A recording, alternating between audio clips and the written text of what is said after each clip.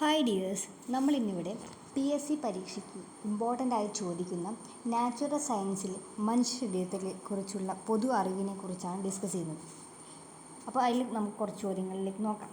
മനുഷ്യശരീരത്തിൻ്റെ സാധാരണ താപനില 37°C അല്ലെങ്കിൽ 98.6°F.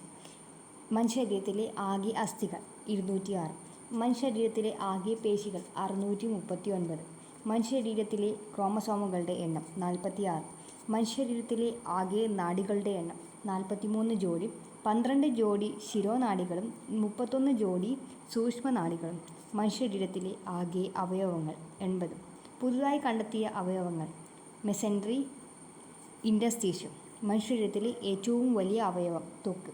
മനുഷ്യശരീരത്തിലെ ഏറ്റവും വലിയ ജ്ഞാനേന്ദ്രിയം ത്വക്ക്. മനുഷ്യശരീരത്തിലെ ഏറ്റവും വലിയ ആന്തരികാവയവം കരൾ. മനുഷ്യശരീരത്തിലെ ഏറ്റവും വലിയ ഗ്രന്ഥി കരൾ. മനുഷ്യശരീരത്തിലെ ഏറ്റവും വലിയ അന്തഃസ്രാവി ഗ്രന്ഥി തൈറോയ്ഡ് ഗ്രന്ഥി. മനുഷ്യശരീരത്തിലെ ഏറ്റവും വലിയ അസ്ഥി ഫീമർ 50 സെൻറ്റിമീറ്റർ. മനുഷ്യശരീരത്തിലെ ഏറ്റവും വലിയ പേശി ഗ്ലൂട്ടിയസ് മാക്സിക്കസ്. മനുഷ്യശരീരത്തിലെ ഏറ്റവും നീളമുള്ള കോശം നാഡീകോശം അല്ലെങ്കിൽ ന്യൂറം.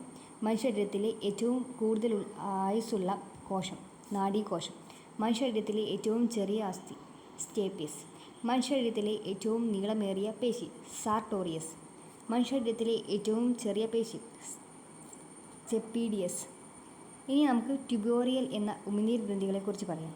അടുത്തിടെ നെതർലാൻഡ്സ് ക്യാൻസർ ഇൻസ്റ്റിറ്റ്യൂട്ടിലെ ഗവേഷകർ കണ്ടെത്തിയ മനുഷ്യശരീരത്തിലെ പുതിയ അവയവമാണ് ട്യൂബോറിയൽ ഉമിനീർ ഗ്രന്ഥികൾ. ടോറസ് ട്യൂബോറിയസ് എന്ന ഭാഗത്ത് സ്ഥിതി ചെയ്യുന്നത് കൊണ്ടാണ് ഇവയ്ക്ക് ഈ പേര് ലഭിച്ചത്. 1.5 ഇഞ്ചോളം വലിപ്പമാണ് ഈ ഗ്രന്ഥികൾക്ക് ഉള്ളത്. ഇനി ബാക്കി കണ്ടിന്യൂ ചെയ്യാം. മനുഷ്യശരീരത്തിലെ ഏറ്റവും ബലമുള്ള പേശി യൂട്രസ് മാക്സിക്കസ്.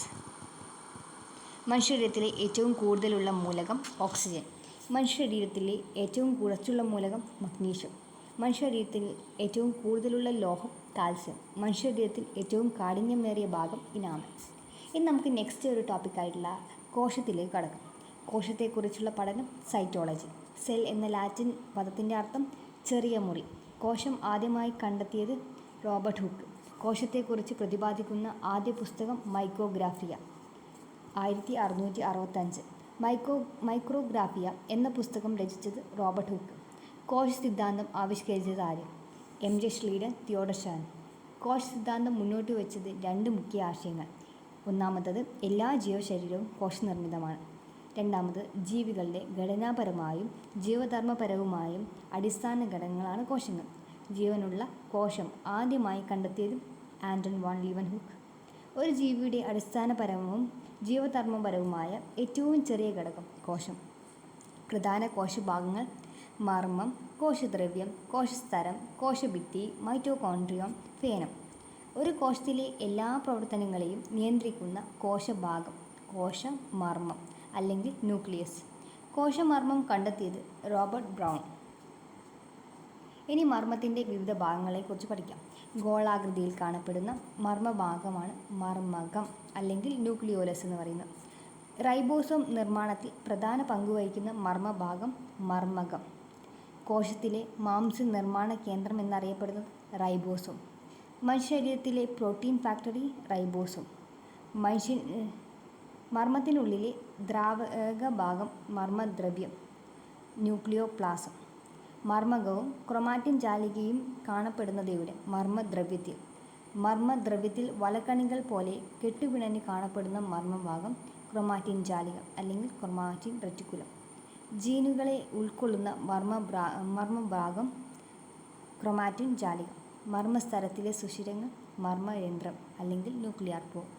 മർമ്മത്തിനകത്തേക്കും പുറത്തേക്കുമുള്ള പദാർത്ഥ സംവഹനത്തിന് സഹായിക്കുന്നത് മർമ്മരന്ധ്രം.